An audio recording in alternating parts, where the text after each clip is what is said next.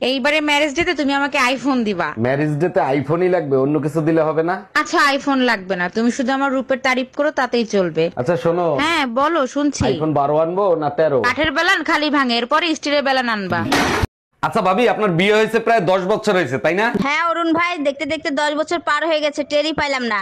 এই 10 বছরে আপনি 8টা বাচ্চা নিচ্ছেন, তা ফ্যামিলি প্ল্যান করতে পারেন নাই? ফ্যামিলি প্ল্যান তো শুরু থেকেই করতে চাইছিলাম, কিন্তু যখনই প্ল্যান করতে যাই তখনই শুনি আমি প্রেগনেন্ট।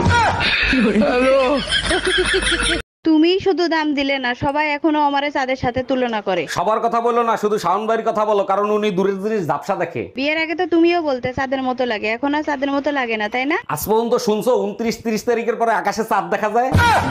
আরে ভাবি, আপনার বাসায় দুই মুরব্বি আসতে দেখলাম, কি হয় আপনার? আমার আব্বা আম্মা বিয়ের পরে এই প্রথম আমাদের বাসায় বেড়াইতে আসছে। কিন্তু ভাবি, ওনাদের গায়ের রঙের সাথে তো আপনার গায়ের রঙের মিল নেই। কেমনে মিল থাকবে, আগে তো ফিল্টার ছিল না, তাই গায়ের রং একটু কালো হইছে।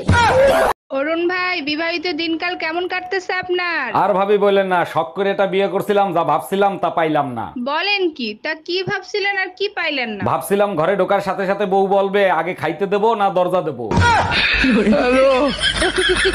ভাবি, কিছু মনে না করলে একটা কথা জিজ্ঞেস করি? আরে না, আমি কিছু মনে করব না, বলেন। কদিন ধরে দেখতেছি আপনি ছাদে সকালে চুল শুকাতে ওঠেন না, কাহিনী কি? আপনার ভাইয়ের ছুটি শেষ হয়ে গেছে, সে চলে গেছে তাই। বলেন তো, ভাইয়ের জায়গাটা আমি নিয়ে নিই। ভাবি প্রতি মাসে জুতা কেনে কি সাধে?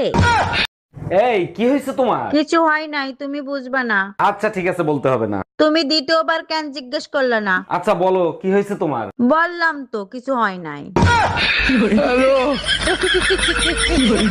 এই তোমাকে ঘামাসি পাউডার আনতে বলছিলাম, আনছিলা?